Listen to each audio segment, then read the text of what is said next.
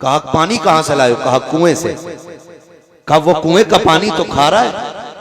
कहने लगे नहीं, अब ये मीठा हो गया। कहा कैसे? कहा एक बाबा बैठा है, उसने पानी पे दम कर दिया, पानी मीठा हो गया। कहा पढ़ा क्या था? कहा उसने कुल वल्लाह शरीफ पढ़ के पानी पे दम किया, पानी मीठा हो गया। कहने लगे उस्ताद ये कौन सी बड़ी बात है, लाओ जरा सारे बर्तन भर लो। कुल हुवल्लाह तो हमें भी आती है ना। पूरी रात पढ़ के फूकते रहे, एक घड़ा तो क्या एक घूंट पानी मीठा ना हो सका।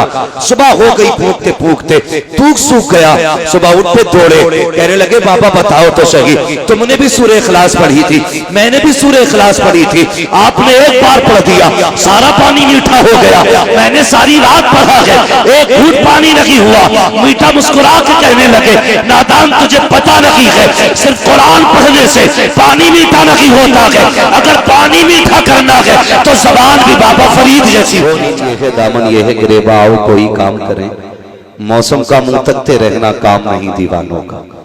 मैं मुबारकबाद पेश करता हूं इस बस्ती के तमाम उन मुसलमानों को जो इस मदरसे से दिली लगाव रखते हैं, मोहब्बत रखते हैं, पढ़ने वालों से प्यार करते हैं और पढ़ाने वालों से प्यार करते हैं। यकीन करें कि दुनिया और आखिरत की सबसे बड़ी दौलत जो महबूब ने हमें अता की है वो कुरान है। तवज्जो है आप लोगों को? नींद तो नहीं लग रही है? हालांकि ये सवाल ऐसा है जैसे भूख के वक्त में किसी से पूछना, भूख तो नहीं लग रही है? वक्त सोने का था, लेकिन अगर जाग रहे हैं तो बोले जरा या रसूल अल्लाह। ऐसा ना कहो, इससे ज्यादा शोर तो तीजे में चने बटते वक्त हो जाए। मैं आसमान से नहीं उतरा हूँ, आप ही के इलाके का हूँ, आप मेरे इलाके के। मैं आपके बीच पला बड़ा हूँ, आप मेरे सामने पल बढ़ रहे हैं। तवज्जो है ना? तो जरा बोले या रसूल अल्लाह। माशाअल्लाह ये कुछ नौजवान तो वक्त से पहले बूढ़े हो गए। अल्लाह इन जवानी की दोबारा बहारें नसीब फरमाए। जो अपने आप को जवान समझते हैं जरा वही बोले या रसूल अल्लाह। या रसूल अल्लाह। मैंने चच्चा से नहीं कहा था लेकिन वो भी बोल दिए। इसका मतलब यह है कि जवानी उम्र से नहीं आती है, जवानी इश्क से आया करती है। बेशक बेशक। ठीक है जी, जितनी देर सुनेंगे मोहब्बतों से सुनेंगे। अल्लाह सलामत रख के, बच्चा सो रहा था उठ के बैठ गया। ऐसे ही जितने सो रहे हैं अल्लाह उन्हें भी उठाता। उठाने का मतलब यहां से उठाना नहीं, चादर से उठाना। ठीक है, अल्लाह सलामत रख के सारे लोगों को। हजारों साल नरगिस अपनी बेनूरी पे रोती है, बड़ी मुश्किल से होता है चमन में दीदावर पैदा। आज आपके इस इदारे से एक हाफिज कुरान फारिग हुआ, इंशाअल्लाह देखेंगे उलमाए अहले सुन्नत के हाथों से उसके सर पे दस्तारबंदी का वो पुरकैफ मंजर और वो सर पे अमामा पहनाना, ये सारे मनाजिर आपके सामने होने हैं।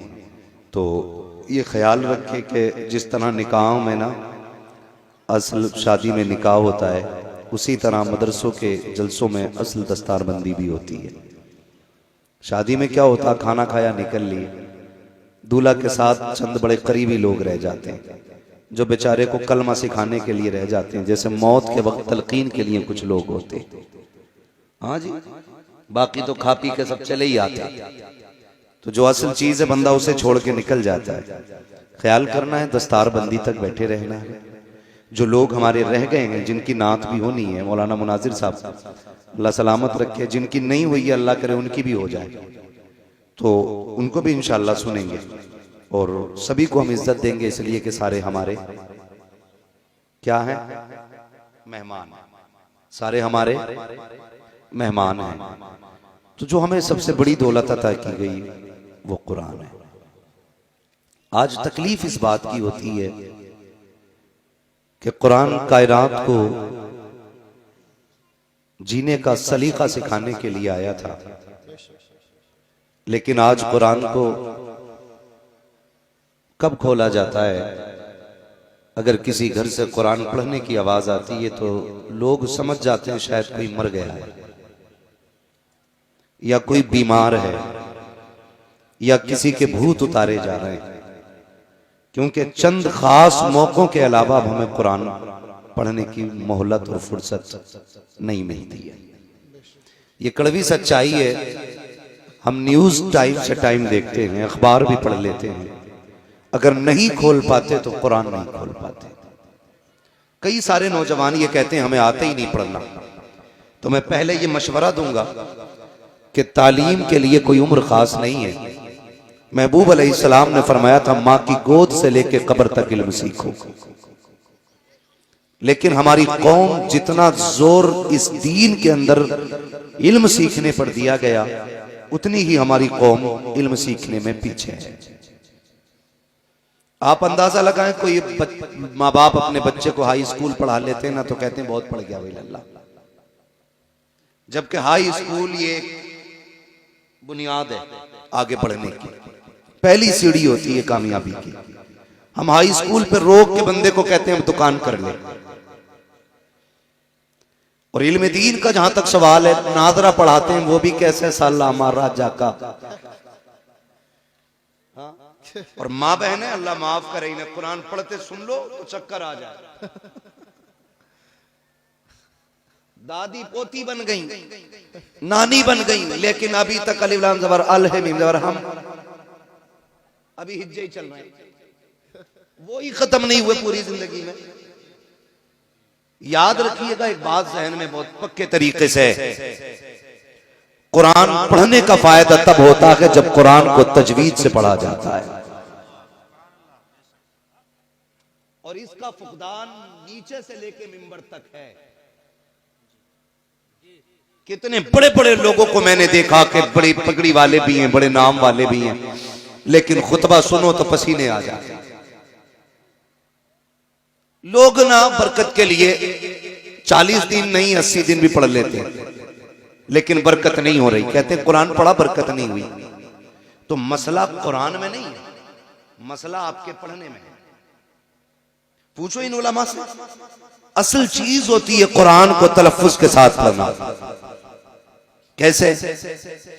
बाबा फरीदगंज शकर रहमतुल्लाह तआला अलैह बैठे, मदरसे के कुछ बच्चे निकले बर्तन लेकर के, आप बाहर बैठे थे, कहने लगे किधर जा रहे हो? कहा हुजूर चश्मे से पानी लेने के लिए जा रहे हैं। कहा चश्मा तो बहुत दूर है, ये कुआं करीब है, इससे क्यों नहीं भर लेते पानी? कहने लगे पानी तो इससे भी भर लेंगे, लेकिन इसका पानी खारा है,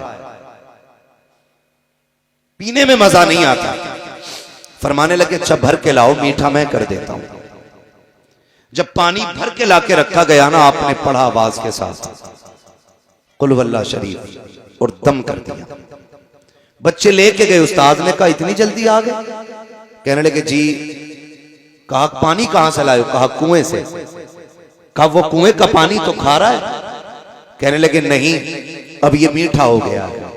कहा कैसे? कहा एक बाबा बैठा है, उसने पानी पे दम कर दिया, पानी मीठा हो गया। कहा पढ़ा क्या था? कहा उसने कुल वल्लाह शरीफ पढ़ के पानी पे दम किया, पानी मीठा हो गया। कहने लगे उस्ताद ये कौन सी बड़ी बात है, लाओ जरा सारे बर्तन भर लो। कुल हुवल्लाह तो हमें भी आती है ना।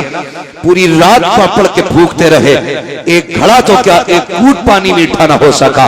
सुबह हो गई, फूकते फूकते थूक सूख गया। सुबह उठते दौड़े, कहने लगे बाबा बताओ तो सही, तुमने भी सूरह इखलास पढ़ी थी, मैंने भी सूरह इखलास पढ़ी थी, आपने एक बार पढ़ दिया, सारा पानी मीठा हो गया। मैंने सारी रात पढ़ा है, एक घूंट पानी नहीं हुआ। मीठा मुस्कुरा के कहने लगे नादान तुझे पता नहीं है, सिर्फ कुरान पढ़ने से पानी मीठा नहीं होता है। अगर पानी मीठा करना है तो ज़बान भी बाबा फरीद जैसी होनी चाहिए। नारे तकबीर, नारे रिसालत, अज़मतो कुरान, नारे तकबीर, नारे रिसालत। असल होता है ज़बान का दुरुस्त होना। समझ गए मेरी बात? असल क्या होता है? ज़बान का दुरुस्त होना। मसाइल बड़े हैं हज़रत। लोग हज करने जाते हैं, लेकिन गया था तब भी दाढ़ी नहीं थी, आया आप भी नहीं रख रहे।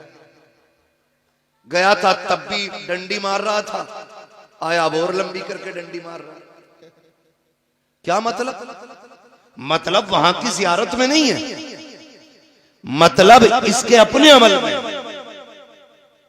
बहुत गौर से मेरी बात सुनिएगा, मतलब इसके अपने अमल के अंदर है। कहा क्यों? मैंने कहा जरा सोच तो सही, अगर मदीने जाके भी तुझे हुजूर से इश्क ना हुआ तो बता कि शहर से इश्क की दवा लाएगा। अगर काबे के साए में खड़े होकर भी तुझे रोना नहीं आया तो बता कहां जाके अपने गुनाहों पे आंसू बहाएगा। लोग कहते हम तो गए, और मैं भी जानता हूं कितने लोग पहली नजर में फरमाया गया जब काबे पे पहली नजर पड़ती है तो जो दुआ मांगी जाती है अल्लाह कबूल फरमाता है। लेकिन लोग पहली नजर पे दुआ कहां मांगते हैं? काबा नजर आने से पहले कैमरे निकाले जाते हैं, मोबाइल खोल के लगा दिया जाता है, फिर कहता है देखो 10 कदम दूर है, अब 5 कदम दूर है, वो देखो सामने काबे का गिलाफ है, वो देखो मिजाबे रहमत है। नादान देख तो सही कहां आया है? क्या तू दुनिया को दिखाने के लिए आया था? यार नजरें नीची कर लेता, जैसी काबा सामने होता कोई कलाई पकड़ के कहता अब तो नजरें उठा के देख, सामने काबा है, अल्लाह अकबर। पहली नजर उठाता, फिर दिल की दुआ मांगता, खुदा की कसम पहली नजर में अगर तू बख्शिश मांग लेता दी जाती, इश्क रसूल मांगता दी जाता, अगर तू रब से उसकी रजा मांग लेता तो दे दिया जाता। अगर रब से ये कह देता या अल्लाह जब तक जिंदा रहूं हाजिरी अता करते रहना, जब तक जिंदा रखना काबे की हाजिरी करता रहे। नारे तकबीर, नारे रिसालत, खतीबे हिंदुस्तान, नारे तकबीर, नारे रिसालत। लेकिन नियत ही अच्छी नहीं है। हम तो फातिहा भी करवा रहे हैं हाफिज जी से, तो इस्मारा करवा रहे हैं कि लोग ये ना कहें बिना फातिहा का खाना था। बरकत का मसला ही नहीं। झगड़ा कब होता है चच्चा बताऊं? झगड़ा तब होता है जब इमाम साहब फातिहा पढ़ के चले जाएं, इनसे कोई खाना भी ना कहे, और खाना पड़ जाए बारात का कम, तो कहते हैं दिल से ना मांगी दुआ इमाम साहब। यही होता है ना।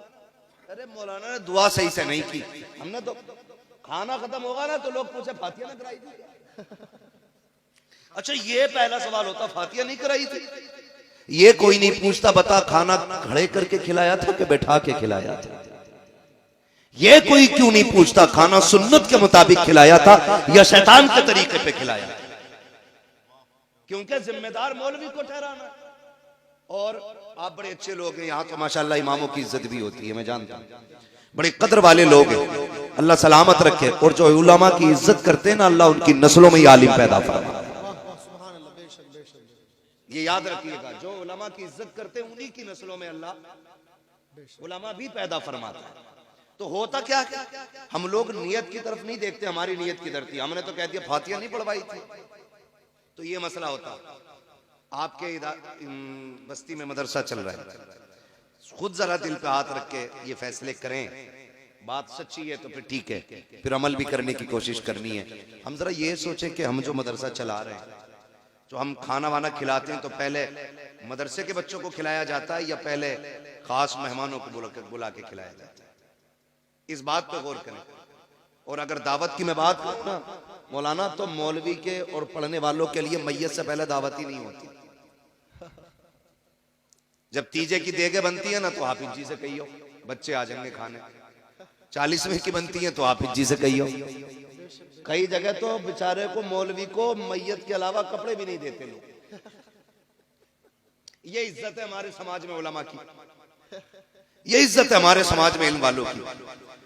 तीजे 40वें से पहले खाना नहीं, मैयत से पहले कपड़े नहीं। अल्लाह तौफीक दे, घर में तेरे वलीमा हो, पहली कुर्सी पे जो कोई बैठे ना तो कह पहले हुजूर के दीन का वारिस बैठे, पहले उसको बैठाइए और उससे कहिए बिस्मिल्लाह पढ़ के खाने का आगाज आप करें, पहले उसे खिलाओ, फिर देखो अल्लाह खाने में कितनी बरकत आता। वाह वाह वाह।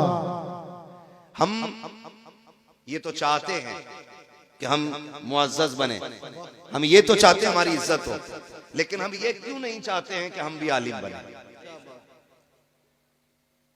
मुझे सबसे बड़ी खुशी इस बात की हुई कि आज जो बच्चा फारिग हो रहा है ना वो आपकी बस्ती का है, वरना अक्सर गांव में मदरसा चलाते हैं, गांव वाले फारिग होते हैं बाहर के। चिड़ नहीं है इस बात से, अच्छी बात है, दूर दूर के आके इल्म सीखे, लेकिन बड़ी बात यह है कि चिराग के नीचे अंधेरा नहीं रहना चाहिए। ये असल बात है कि चिराग के नीचे अंधेरा नहीं रहना चाहिए, जबकि चिराग ही के नीचे सबसे ज्यादा अंधेरा रहता है। अल्लाह आपको सलामत रखे। पढ़ाइए अपने बच्चों को, दीन सिखाइए। आप अंदाजा नहीं लगाते, कभी सोचा करें कुरान कितना अहम था हमारे लिए, कितना जरूरी था हमारे लिए। आज हालात देखें, वो दौर गुजर गए यार जब परिंदे आके दीवारों पे बैठते थे, सुबह मुसल्ले से उठने वाली माएँ कुरान खोल के पढ़ा करती थी, परिंदे आके कुरान की तिलावत सुना करते थे। जब वो चहकते थे तो माएँ उठ के उनको दाने डाला करती थी, वो तिलावत सुन के भी जाते थे, दुआएं दे के भी जाया करते थे। हमारे घरों में बरकतें होती थी। तब लोग 100-150 नहीं, 10-20 नहीं, 2.5 रुपए कमाने वाले लोग इज्जत और शान से जिया करते थे। आज तक 10 लाख रुपए महीने कमा करके घरों में सुकून नहीं है, जिंदगियों में करार नहीं है। उसकी वजह यह है कि हमारे घरों के अंदर से बरकतें जा चुकी हैं, हमारे घरों के अंदर से बरकतें रूठ गई हैं। काश हमने कुरान की तिलावत को खास कर लिया होता, हर घर के अंदर कुरान की तिलावत हुआ होती। फजर के बाद रोज कुरान खुला करता, फजर के बाद रोज औरतें कुरान पढ़ा करती। लेकिन कहां से पढ़ेंगी औरतें कुरान? हम जब बीवी तलाश करके लाते हैं, पहले ये पूछा जाता है एमए पास है कि नहीं, बीए पास है कि नहीं। यार ये तो पूछा करते हो, ये क्यों नहीं पूछते हो इस बच्ची को कुरान आता है कि नहीं, इसे दीन की वाकफियत है कि नहीं। जब ये घर से चली थी तो इसके जहेज में तो कुरान देखा गया था, लेकिन कभी मुसल्ले पे कुरान नहीं देखा गया। इसके जहेज में तो कुरान था, लेकिन आज तक इसके आगे कुरान रखा हुआ नहीं देखा गया। वजह क्या है? इसके बाप ने जहेज का एहतराम तो किया, लेकिन बेटी को कुरान नहीं पढ़ाया। और तुम भी खाली डिग्रियां देख के ले आए। जाओ कुरान की कारियां लेकर के आओ, दीन सीखने वाली बेटी लेकर के आओ। खुदा की कसम कदम उसके आएंगे, करम खुदा का आना शुरू हो जाए। वाह वाह वाह, जिंदाबाद, बहुत खूब। लाया करो। और नौजवान रिश्ते कर रहा ना, कह रहा अम्मा देख के ये जरा मुंह ढंग से देख लिए, ढंग से देख लिया, वो भी सही कह रहा। वो तमाशा हो रहा है रिश्तों में भाई साहब, 5 मिनट में शक्ल बदल देते। वो कमाल है पेंटरों का, पता ही नहीं चलता है कि नहीं। और अब तो अल्लाह माफ करे, ये मुसलमानों में भी रिवाज आ गया ब्यूटी पार्लर का। इरफान साहब, ब्यूटी पार्लर का रिवाज है। 3-3, 6-6 घंटे ब्यूटी पार्लर में मेकअप के बाद दुल्हन आती है। हालात देख रहे, मेरी बात समझने की कोशिश करें। मैं कोई नारे लगवाने नहीं आया, मैं बस सिर्फ कुछ बातें कहने आया हूं अपने लोगों से। 6-6 घंटे ब्यूटी पार्लर, ये कभी धुलना नहीं है? बोलो, धुलेगा कि नहीं? जिस दिन धुल गया उस दिन असलियत सामने आनी है भाई। तो 6-6 घंटे ब्यूटी पार्लर, और उसके बाद 8 दिन बाद तलाक। लड़का कह रहा जो देखी थी वो है ही नहीं, फोटो किसी और का था। इससे समाज बर्बाद हो रहा है, इससे हमारी सोसाइटी तबाह होती जा रही है। हालात इतने बिगड़ चुके हैं। अच्छा खुद बताइए, हम दूल्हा पीछे रहता, कैमरे वाला आगे नहीं रहता। बोलो, जो जितना ज्यादा नाक वाला ना, इतना ही बड़ा कैमरा लगवा रहा। एक जगह गए, निकाह का मसला था तो वकील बना दिया गया, इजाजत लेने गए, हमसे पहले कैमरे वाला घुसा पड़ा था। मौलवी से पहले कैमरे वाला। यार हम मुसलमान हैं। कौन है हम? कौन है हम? मुसलमान। मुसलमान। हमारी सबसे बड़ी दौलत को गैरत कहा जाता है, और आज वही हमारे पास नहीं है। कैमरे वाला घुस जाता हर जगह जाकर, बाकायदा बुलाया जाता है, कहा जाता सही से वीडियो बनाना, एक सही से बनाना, देखना ये चलेगी बाद में। हमें गैरत आनी चाहिए। ब्यूटी पार्लर के नुकसानात आप न जानो, मगर मैं आपको बता जाऊं, ब्यूटी पार्लर के नुकसानात आप देखिए, चेहरे बिगड़ जाते हैं। जब मियाँ बीवी एक जगह रात को आकर के इकट्ठा होते हैं, हुक्म तो ये था ना कि नमाज अदा की जाए, दोनों एक जगह पर अल्लाह की बारगाह में शुक्राने के सजदे अदा करें। लेकिन करे कौन सजदे अदा? लड़के को तो वैसे फुर्सत नहीं है, और लड़की इतना ब्यूटी पार्लर से सज के आई है, मुंह धुल गया तो सारा काम खराब हो जाएगा, वुजू कर नहीं सकती है, इसलिए सजदे भी नहीं हो सकते हैं। जब वुजू नहीं होगा, सजदे नहीं होंगे, तो बरकतें कहां से आएंगी? ए मेरी कौम के शहजादियों, ब्यूटी पार्लर का हुस्न जो होता है ये घंटे 2 घंटे का होता है। रब ने तेरे लिए वुजू को दिया था, तेरे लिए नमाज को दिया था। चेहरे पे अगर बिल्कुल भी रंग रोगन न था, 5 वक्त वुजू करके तुझे सजदे करके रब को मनाना था। ब्यूटी पार्लर का हुस्न देता है, जो रब की बारगाह में किए जाने वाले सजदे हुस्न दिया करता है। बहुत खूब, जिंदाबाद, बहुत अच्छा। लेकिन नौजवान भी अंधा हो गया, मर गया। क्या यार देख कहियो, सही से देखियो। एक ने ना तो ऐसे करके देखा, रगड़ रगड़ के, ऑर्डर तो नहीं है। हालात देखो, ये क्या है मालूम है? ये दीन से दूरी है, दीन से दूरी। बेशक ये बेशक कड़वी सच्चाई है, ये हमारी दीन से दूरी है। तो रिश्ते भी अगर करते हैं ना तो हम डिग्रियां देख के करते हैं। कभी सिर्फ ये मत देखो, ये मत कहो अम्मा देख के आए ना तो ऐसा देख के आना रिश्ता कि वो उसका चेहरा अच्छा हो, उसकी नाक अच्छी हो, उसके कान अच्छे हो। ऐसे ऐसे तखय्युलात पैदा कर देते हैं। ये बीच में जो निकाह कराने वाले लोग होते हैं ना, अच्छी बात है रिश्ता कराना, लेकिन जरा हल्का हाथ रखा करो। आते ही कह रहा लोंडिया ऐसी देखी ना होगी जी तुमने। ये जुमला जब कह दिया ना लड़के के सामने तो उसके जहन में एक तस्वीर बन गई, लेकिन जब देखता है तो कहे हुए का बिल्कुल उल्टा। फिर यहां से नफरत पैदा हो जाती है, नफरत पैदा हो जाती है। तो ये बीच वाले लड़की ऐसी है कि देखी नहीं होगी, और लड़के की बात आवे तो लड़का 90,000 कमा रहा। अभी उसके अब्बा ने बताया कि इसी महीने डाले लखनऊ से कितने 90,000, और 3 महीने शादी को नहीं होते लड़के का अब्बा मीटिंग लेके बैठ जा, समझाओ ये 2 रुपए नहीं कमा रहा भाई, ये शादी से पहले तो 90,000 कमा रहा था। तो मसला क्या होता? धोखा, फंसाना किसी को। भाई जो रिश्ता कराने वाले लोगों को कितना मिल जाएगा? 500 रुपए और एक जोड़ा। गलत बोलोगे तो पूरी जिंदगी लानतें और मिलेंगी।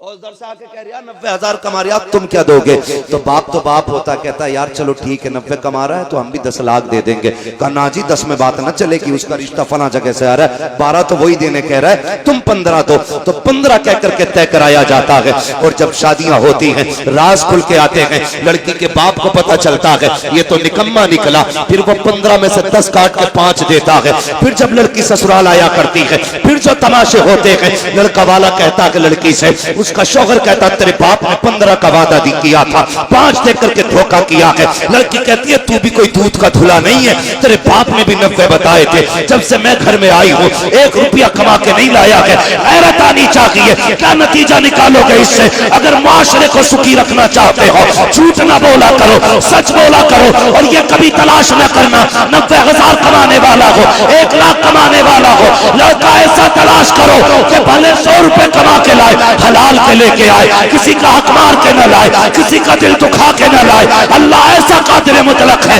अगर हलाल कमाने वाला होगा अल्लाह 100 में भी 1 लाख की बरकतें अता फरमा दे।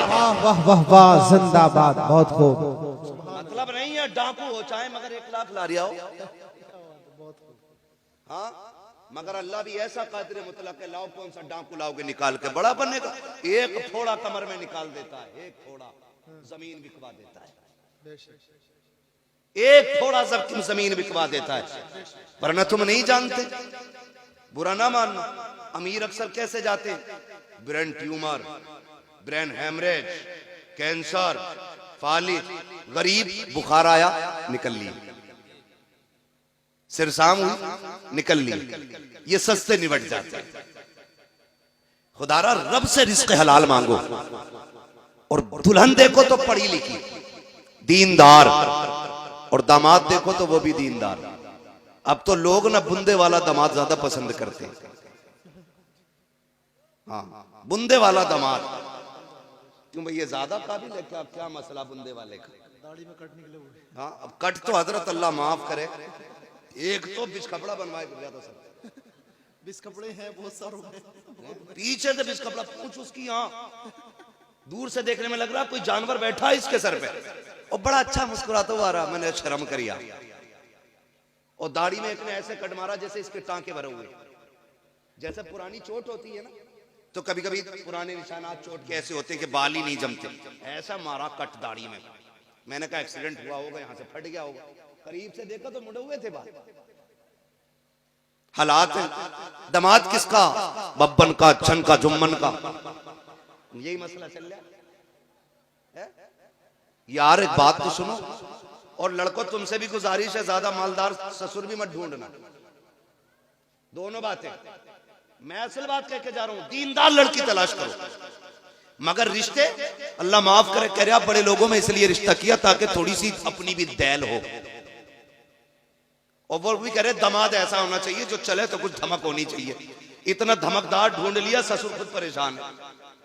फिर कह रहा तावीज दे दो, उसकी दमक से ससुर परेशान का ऐसा दामाद चाहिए जिसके सामने कोई ना टिके। अब ससुर भी सामने टिकने तैयार नहीं, बीवी भी सामने टिकने तैयार नहीं, मारा मारा फिर रहा तावीज़ों के लिए। क्यों लगा रखे हो ये चक्कर? तुमने एक फैसला गलत किया है, दीनदार तलाश करना था घराना, अल्लाह रसूल से प्यार करने वाला ढूंढना था दामाद, तुम्हें ऐसा दामाद ढूंढना था जो 5 वक्त का नमाजी हो, इसलिए कि जो अल्लाह का हक अदा कर सकता है वो तेरी बेटी का भी हक अदा कर सकता है, और जो रब से नहीं डर सकता वो अपने ससुर से कैसे डर सकता है? सुभान अल्लाह, बहुत खूब, जिंदाबाद।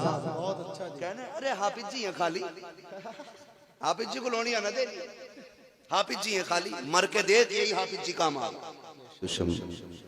लाइक़े सदीज़त करीम उलमाए सुन्नत महफिल पाक में तशरीफ फरमा मोहतरम बुजुर्गों, नौजवान साथियों, अजीज बच्चों, इस्लामी रिश्ते के फतमा आप पर्दा नशीन माँ और बहनों, जुमला सामईन व सामियात, अस्सलामु अलैकुम व रहमतुल्लाहि व बरकातुहू। वालेकुम अस्सलाम व रहमतुल्लाहि व बरकातुहू।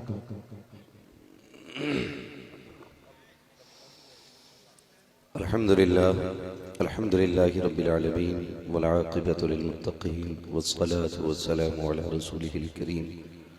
अम्मा बअद फ़अऊज़ु बिल्लाहि मिनश शैतानिर रजीम। बिस्मिल्लाहिर रहमानिर रहीम।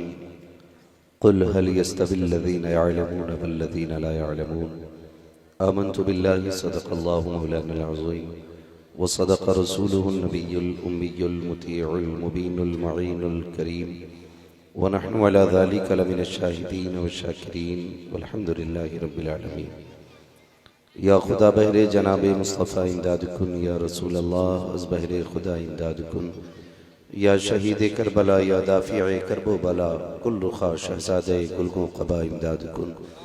गौसे आज़म बने बेसरो सामा मददे, क़िबले दी मददे, काबे ईमा मददे, बगिरदाबे बला उफ्ताद कश्ती, मदद कुन मदद कुन मदद कुन, या मुईनुद्दीन चिश्ती क़ादरी यमुना रे, या गौसे आज़म भी ज़नम, दमज़ शेख अहमद रज़ा ख़ान क़ुत्ब आलम भी ज़नम, बलग़ल उला बिकमालिही कशफ़त दुजा बिजमालिही, हसनत जमीअ ख़िसालिही, सल्लु अलैहि व आलिही।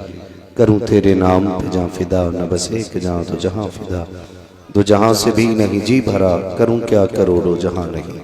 जिसको अपने नबी से जितनी मोहब्बत हो, कोशिश करें उतनी आवाज़ के साथ रसूल और आले रसूल की बारगाह में दुरूद व सलाम की डालियाँ निछावर कर लें। पढ़ें बावाज़ बुलंद, अल्लाहुम्मा सल्लि अला सय्यिदिना मौलाना मुहम्मदिन व अला आलि सय्यिदिना मौलाना मुहम्मदिन जुदी वल करम व आलिही व अस्हाबिही व बारिक वसल्लम सलातुन व सलामुन अलैका या रसूल अल्लाह सल्लल्लाहु तआला अलैहि वसल्लम। अज़ीज़ान मिल्लत इस्लामिया, मिंबर रसूल पर उलमाए अहले सुन्नत का नूरानी काफिला मौजूद है और शुरू से लेकर अब तक आप बड़ी मोहब्बतों के साथ बैठे हुए हैं। अल्लाह करीम हमारे और आपके इस बैठने को अपनी बारगाह में कबूल फरमाए। ये पहले जहन नशीन कर लें कि अगर कोई यहाँ बैठा है तो ये उसका कमाल नहीं है, और जो यहाँ नहीं है ये उसकी होशियारी नहीं है, इसलिए कि जलसा मदीने वाले का है, महफिल भी मदीने वाले की है। जिसे हुजूर ने चाहा के बैठा रखा है, क्योंकि वो कहा था किसी ने जिसे चाहा दर पे बुला लिया, जिसे चाहा अपना बना लिया।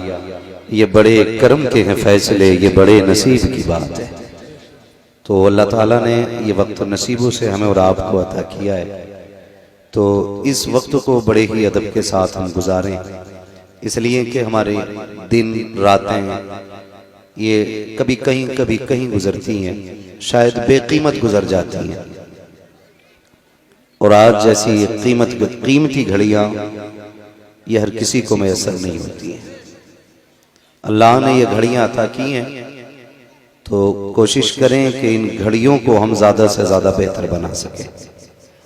मैं किसी को नाम लेके नहीं बोलूँगा कि भाई आप ऐसा क्यों कर रहे हैं या आप ऐसा क्यों नहीं कर रहे हैं, मगर इतनी गुजारिश करूँगा कि ये जो जलसा सजा है ना दस्तारबंदी का, ये आपके महबूब इदारे के ज़ेरे एहतमाम सजा है। शायद आपके लिए ये एक रात का कमाल हो, लेकिन मदरसे वालों के लिए भी बहुत लंबी मेहनत का नतीजा होता है। आपके खतीब व इमाम भी हैं, मुदर्रिस भी हैं मौलाना यामीन साहब, और मौलाना इरफान साहब क़िबला तशरीफ फरमा हैं, और काशीपुर की आन बान शान मौलाना कारी इसरारुल हक साहब क़िबला, ये भी मिंबर रसूल पर जलवागर हैं। मुझे फख्र होता है अपने इलाके के इस गांव पर कि ये हमारा गांव बड़ा पक्का रज़वी है, ये बड़ा पक्का रज़वी है। अल्लाह हमारी इस बस्ती की इस रज़वियत को सलामत रखे, और अल्लाह बरेली वालों के खास फैजान से हमारे इस बस्ती के तमाम मुसलमानों को मौला करीम माला माल फरमाए। आपने बड़ी ही संजीदगी के साथ नातो मनक़बत की